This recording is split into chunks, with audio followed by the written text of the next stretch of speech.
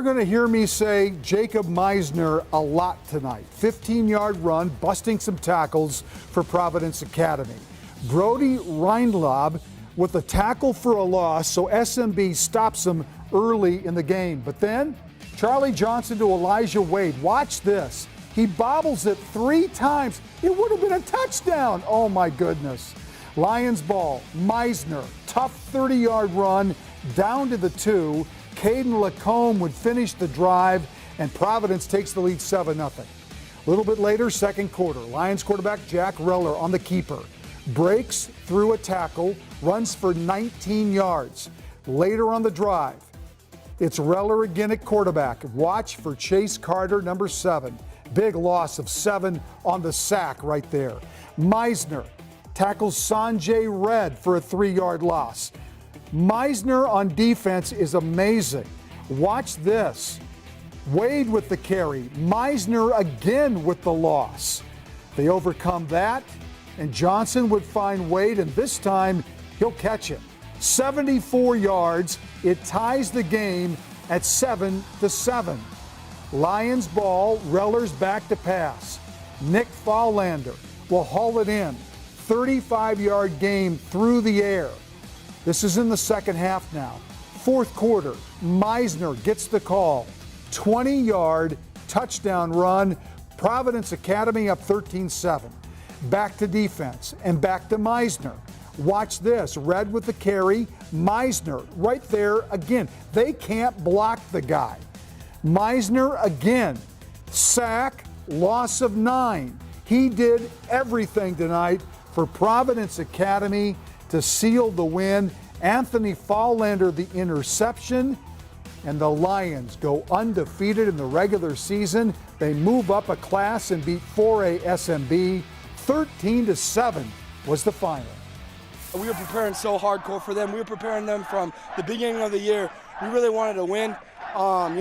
Again, we knew this was going to be the hardest game of the season. Practice, we had 100% practice, even with a short week. Coach was amazing. He got us ready. I mean, we've been playing okay teams, and we wanted to prepare for this one again. We knew this one was going to be the hardest one. I think we found out how good we are tonight, and excited to celebrate with the boys. That defense is full of guys that 2 years ago as sophomores played all the way to a section final, and now they're seniors. And when you're led by Jake Meisner, whose heart and motor is just incredible, like the guys feed off that. You got to try to match Jake. And so what you end up having is 11 guys just playing with that huge intensity. They just play downhill. It's awesome. These guys are friends, but they're also, they grew up together, but they also love playing against each other. Senior Ryan Haley, touchdown, 7-0 Scarlets. Xander Dittbanner. Design quarterback run, touchdown right here, 14-0 West. These highlights courtesy of our friends KEYC in Mankato. Walker Brits, big kickoff return for a touchdown. Mankato West would go up, they would hold on, and they win tonight to close out the season undefeated, 23-20. Eli Nowaki trying to kick a field goal here, but watch what happens. It's a fumble. It's a mistake. And Scott Hansen scoops it up and goes 88 yards for a Woodbury touchdown. It would tie the game at 14. Centennial's got a sophomore quarterback, Dalen Cummings.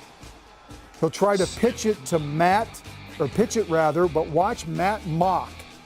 He will pick off the little screen pass there for Woodbury, and then George Bajelis, their sophomore quarterback, takes it himself. Woodbury wins 37-20. But they just dropped the hammer from there. 9-point game in the fourth. The Royals D held, and then R.J. Altman on the first play of the ensuing drive, 76 yards to ice it. Woodbury wins it 37-20. This game dates back to 1948. Highlights the football in late October, tied into the Halloween capital of the world. A traveling trophies involved. Tonight, the Tornadoes hosting Champlin Park. Let's go to Goodrich Field, the legendary Goodrich Field. And Pumpkin Bowl tonight. Jacob Deutschman, the quarterback for Anoka. Watch the catch by Keenan Rodriguez. Wow, over the shoulder, keeps his feet in.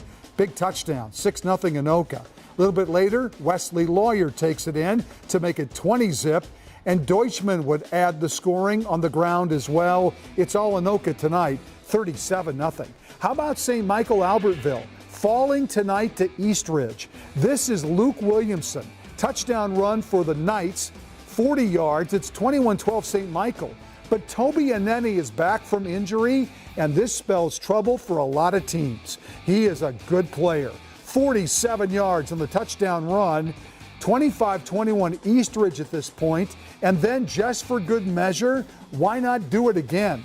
Anene, a 54-yard touchdown run, and Eastridge wins tonight over St. Michael, 32-29. Rain really coming down, and the Panthers trying to win this game to close out the regular season. Nice pass, Braden Talso. It would set up a touchdown to make it 14-0. Jamin Malone to Peyton Newburn on the slant. It makes it 14-7, but Spring Lake Park wins the game tonight. Final score 27-7. Chaska stays undefeated. They beat St. Louis Park tonight. William Dvorak, 47-yard touchdown run for the Orioles. Big play. But Jack Boyle had a couple of big touchdowns tonight for Chaska, and they win 21-14. Rogers and Moorhead. Anthony Powell ran hard on the Royals' first drive of the game. That 9-yard pickup here. Then it's Tyson Velasic to Owen Kanzler. Touchdown strike, 7-0 Rogers. But wait a second, watch the punt return by Kanzler. This guy's a really good player. And Rogers, the number 7 team in 5A, would beat the number 5 team in 5A, Moorhead. 23-7 was the final, that punt return going for a touchdown. St. Cloud Apollo traveling to Coon Rapids tonight. Touchdown here by Jacob DuBois for Coon Rapids. But the next drive would be for Apollo, and Andrew Carls in the rain gets into the end zone. Apollo ends up winning 28-26. Regular season finale, it's Cooper hosting Benilde St. Margaret's on a rainy evening. Cooper sets the tone early as Camden Royal scores from 9 yards out on the Hawks' first possession. They go up 7-0 on the Red Knights. Late in the first, David Connors intercepts the Jamarius Courtney pass and has an easy path to the end zone. Cooper leads at 14-0 after one quarter. Standout running back Royal rips off the biggest gainer of the night. Royal gets to the sideline and gets a great block from Connors to finish a 68-yard run. The Hawks are in command at 21-0. The second, Connors takes the Joe Russell pass, spins away from a defender and scores. It's all Cooper, and they lead at 27-0. It back once more in the half and drive to score again. Russell scrambles left and finds Connors for another touchdown. It's 34-0 Hawks at the half. Late in the third quarter, Dante Williams intercepts the high throw and he trots in for another defensive score. Cooper finishes the regular season 6-2 and solidifies the number 1 seeding for the Section 5 5A tournament with a 41-0 shutout of Benilde. Jefferson tonight, Grant Muffenbeyer, 20-yard touchdown strike to Josh Ock. And then a little bit later, Graydon Welton to Will Schleicher. Watch him run over the defender. They would later score a touchdown. Wow. Chan wins big over Jefferson, 49-0. Hastings tonight, Alex Arnold to Rico Cooper. Wide open, 54-yard touchdown pass. But Cretan says we'll do you one better. Luke Floysland to Darrell Hall. This throw is amazing. The play covers 78 yards. The Raiders beat the Raiders. Final score tonight, 54-34. Back to the highlights now. We go over to Breck High School hosting Richfield tonight. Mustangs jumped down the board early. Charlie Reichs to Carter Thiessen. 14-0 Breck. Here comes the Spartans. Mitchell January, Trevor Cunningham. Nice touchdown here. A little bit later, it's January again. Boy, he's really settled into that quarterback spot after being a star receiver last year. Touchdown strike to Henry Schaefer, and it's all Richfield. They win it tonight, 35-20. How about Southwest in the mud, in the rain against South? Opening drive, Keandre Brown from just a yard out. Southwest up 6-0. They've got a good quarterback, Preston Ingen. He's had a nice year. Watch him find Andrew Gregerson here for the touchdown. Southwest winning tonight 19-2. Minneapolis North at St. Paul Central. And the Polars closed out their regular season with another impressive record, 7-1. Jalen Washington, part of the reason. Keep going today. There he goes. He scored a couple touchdowns early, breaking a scoreless tie. They did what they wanted to do. North wins it 50-6. Seniors take a bow at Mount West Tonka, an unbeaten season on the line against Spectrum. They keep getting better as the season moves on. Tyler Albrecht from short yardage. Albrecht goes in. Fletcher Anderson from short yardage almost looks like the same play. Mount West Tonka ends at 8-0 after a 28-0 win. Here in Rochester, Class 5A's fifth-ranked Mayo Spartans played host to the Byron Bears. First quarter, no score. The Spartans turn to their run game on a rainy night. Noah Smith cuts upfield. He battles for extra yardage. Later in the drive, Mayo finds the end zone. This time, quarterback Bennett Ellsworth hands it off to Tor Pappenfuss, who gets to the outside, takes it all the way to the house. Mayo up 7-0 early. Later in the quarter, same score. Mayo turn to their ground game again. Smith takes this one right. He goes untouched all the way to the end zone. Touchdown Spartans. They're up 14-0. Second quarter, Mayo tried to extend its lead, but the Spartans can't complete the exchange between center and quarterback. Byron recovers. That would lead to this. A few plays later, it's Adam Glenn stretching it to the outside. He goes all the way to the end zone as the Bears cut into the Mayo lead, but the Spartans would later respond. Mayo wins big at home, 41-15. The Jeff Williams 4-3 Huskies look to end the season with a win when they took on Class 4A 7th-ranked Casson-Manorville Comets. Pick it up in the second half. Comets down 14-6. They tie the game. Quarterback Matt Donovan throws it up into the rain. Gavin Giesler hauls it in. That's a touchdown. Comets now down 14-12, so they went for two. They get it. Somewhere in the mess and rain, Matt Donovan calls his own number and takes it in to tie the game at 14. There was some drama. Fast forward to the late in the fourth quarter. Same score. Owatonna digs deep. QB Jacob Ginsky to Nick Williams. Hauls it in. Huskies inside the red zone. That would lead to this. Drew Henson from 30 yards out for the lead. He bangs it through with 30 seconds remaining. That is your game-winning kick. The Owatonna Huskies beat Casson-Manorville 17-14. Owatonna finishes the season 5-3, as do the Comets. Under the lights at Chet Anderson Stadium tonight, hosting Sartell St. Stephen. The Jacks defense has held their opponents to single digits the last 2 weeks, but on the first play from scrimmage, Gavin Schulte, play action, deep bomb to a wide-open Austin Hendricks. Sabres start the game with a bang. They go up 6-0 after the 70-yard touchdown. Next drive, Bemidji faced with a 4th and 22, low snap. Jack Larson throws it up to big man Gavin Luxick, and the BSU football commit comes down for a huge score to put the Lumberjacks up 7-6.